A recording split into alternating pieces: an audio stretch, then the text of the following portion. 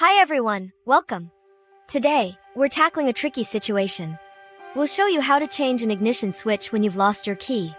It's not ideal, but sometimes it's necessary. Remember, this is for situations where you've exhausted all other options.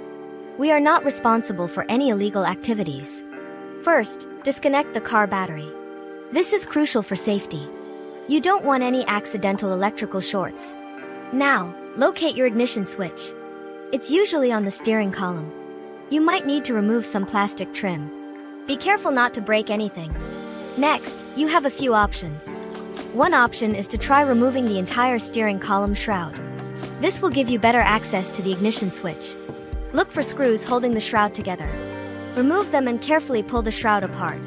Another option involves drilling out the ignition lock cylinder. This is the part where the key goes in. This is usually a last resort.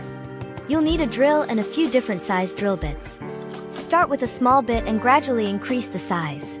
Be careful not to damage the surrounding components. The goal is to destroy the pins inside the lock cylinder. Once the pins are gone, you should be able to turn the cylinder with a screwdriver or a pick. Once the cylinder turns, you can remove the ignition switch. Another technique is to use a hammer and screwdriver. Position the screwdriver on the ignition cylinder. Firmly tap the screwdriver with the hammer. The goal is to shock the cylinder. This might break the pins inside. Again, this is a risky method. It could damage the steering column. Once you have access to the ignition switch, unplug the wiring harness. There's usually a clip holding it in place. Squeeze the clip and pull the harness off.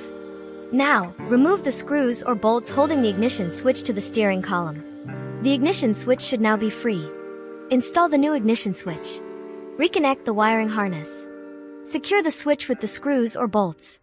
Reassemble the steering column shroud if you removed it. Reconnect the car battery. Test the new ignition switch. Make sure the car starts and runs properly. If it doesn't, double-check all your connections. Consider having a professional locksmith create a new key for your car once you have a working ignition. This will prevent future problems. It's always best to have a key.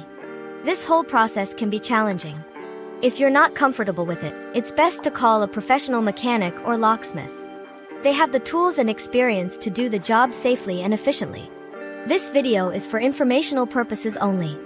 Remember to always follow safety precautions when working on your car. Thanks for watching. If you found this video helpful, please give it a thumbs up. Don't forget to subscribe to see more car repair tutorials. Let us know in the comments if you have any questions or other video ideas.